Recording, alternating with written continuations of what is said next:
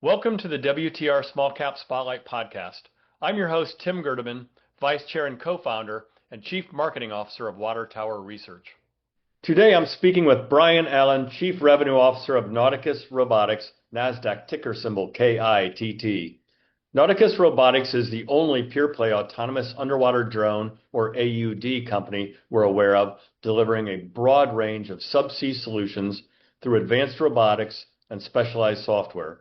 The company's systems execute complex underwater tasks autonomously, improving safety, efficiency, and carbon intensity for offshore customers. Also joining is my WTR Equity Research colleague, Peter Gastreich. Good morning, gentlemen, and thank you for joining me today. Good morning, both, and thank you for taking the time. Morning.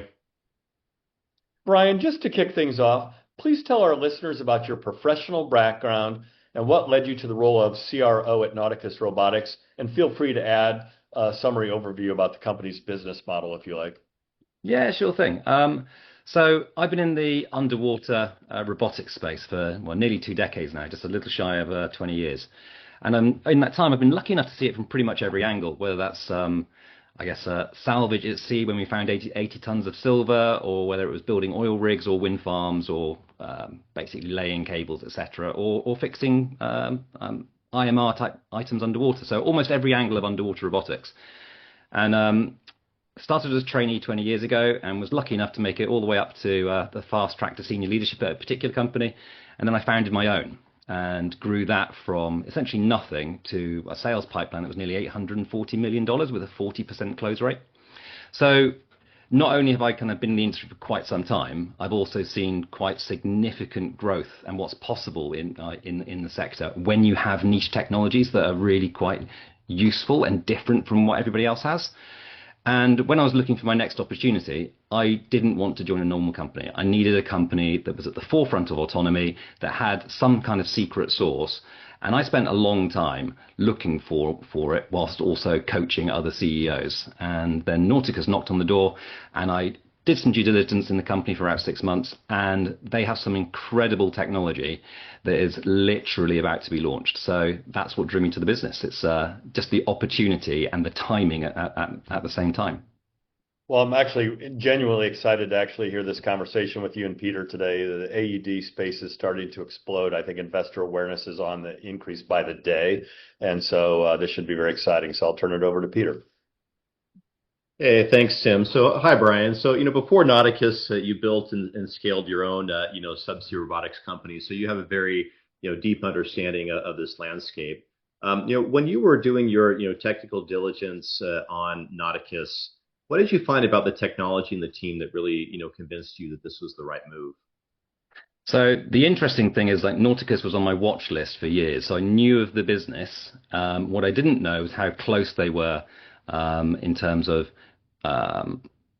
having a commercial autonomy system that was ready for market. Now, what they're doing, or what we're doing now, is very hard. Making drones do things underwater, actually follow workflows rather than just follow simple directions, is an incredibly complex task. So firstly, Nauticus has the most commercially ready autonomy system on the market, i.e. it works out of the box, whereas everybody else, you need to have essentially developers keeping things running.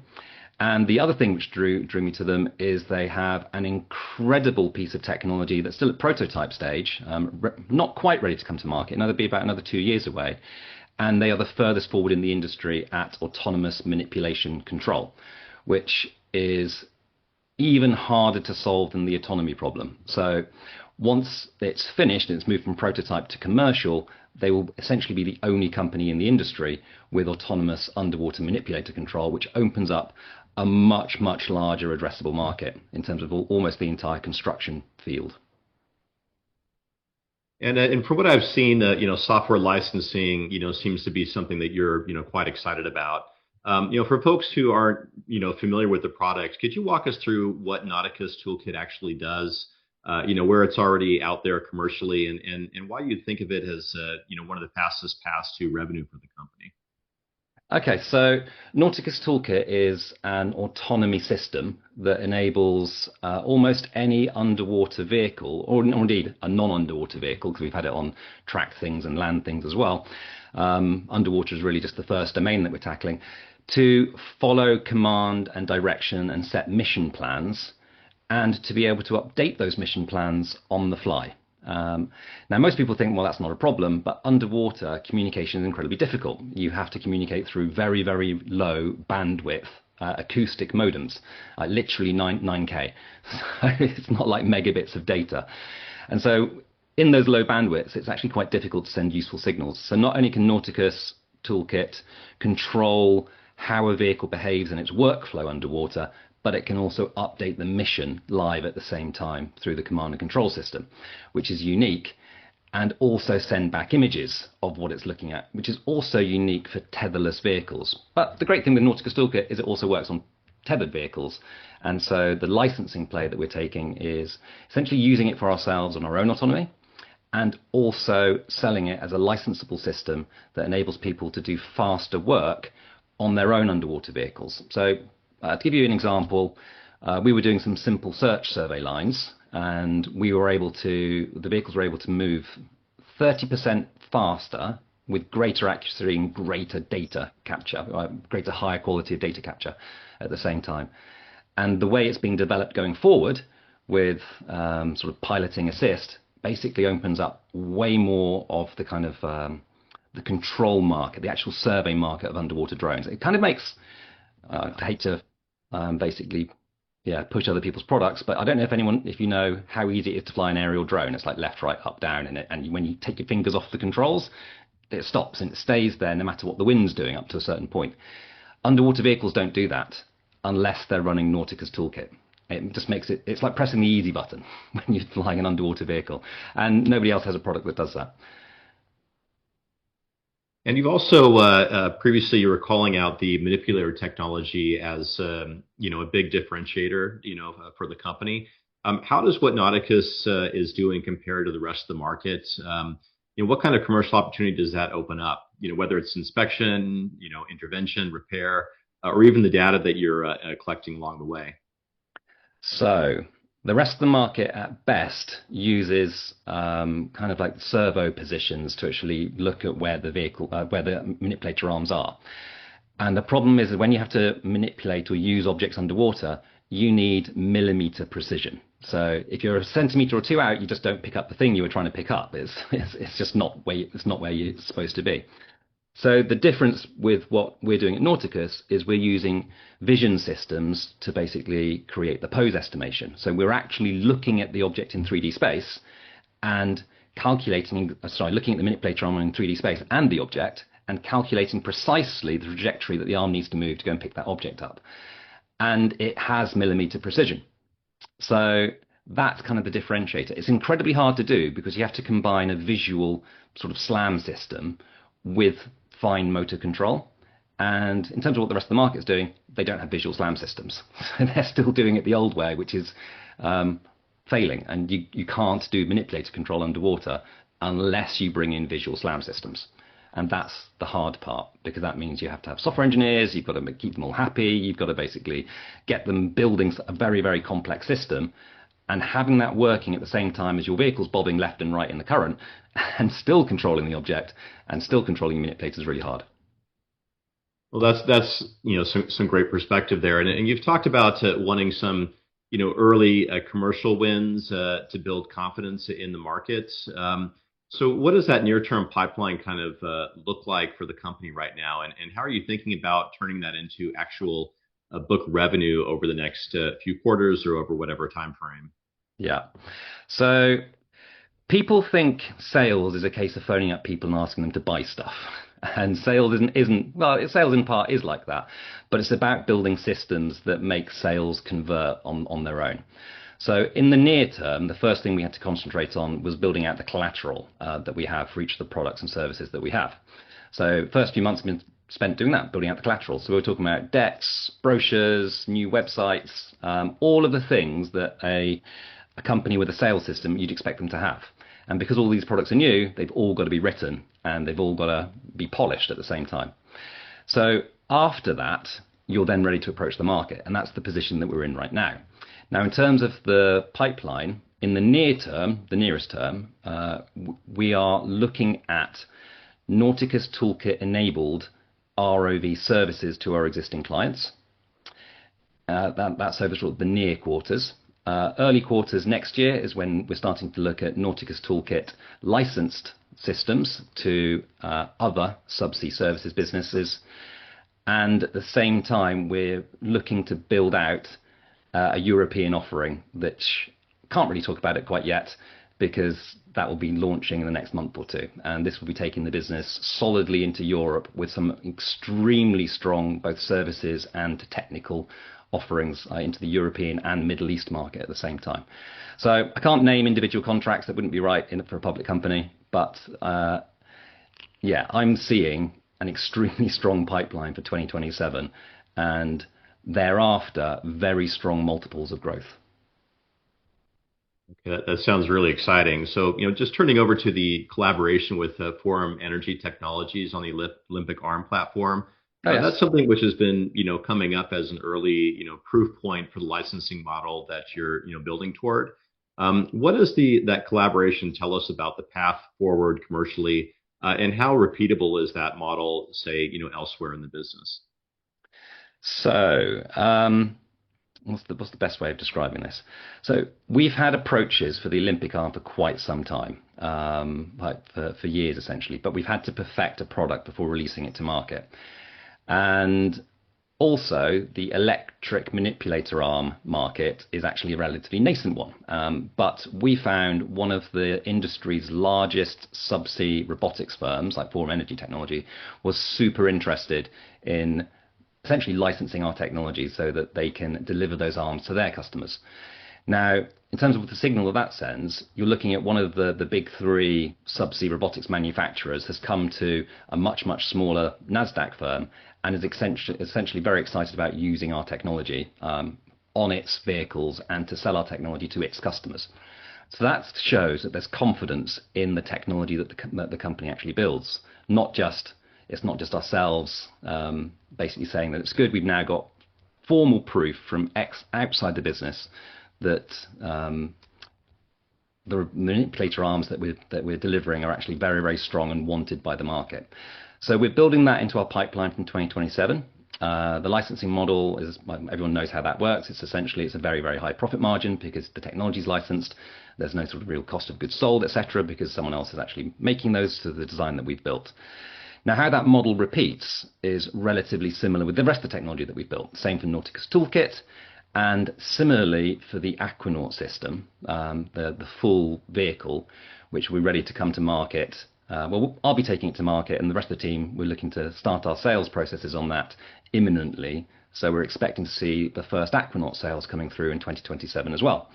So it shows that the technology is strong. It shows the market is interested in the stuff that we're actually creating, and it shows like essentially the business is at that point where it's kind of like a coiled spring ready to launch. It's one of the reasons why I wanted to join. It's a super exciting time for the business.